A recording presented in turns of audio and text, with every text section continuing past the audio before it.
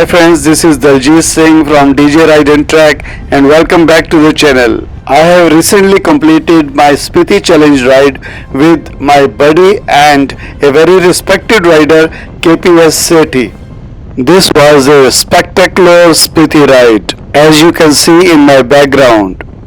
But today's video is not about the riding, it is about the DJI Mini 2 flight into the Spiti Valley. As a responsible pilot, we flew DJI Mini 2 only for the personal photography and in the non-strategic areas.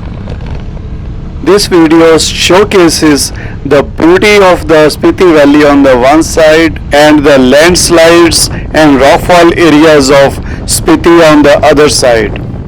You will see the beautiful oasis of Tabo Valley, the spectacular rock formations of the Dhankar Monastery. You will see the amazing scenic beauty of Tashigang and the most beautiful village of Spiti Valley, that is the Langza village at 14,500 feet. So sit back and relax and enjoy the scenic beauty of Spiti Valley through DJI Mini 2 flights. Oh yes, don't miss any moment of this video, and if you like the video, subscribe to DJ Ride and Track at the end of the video.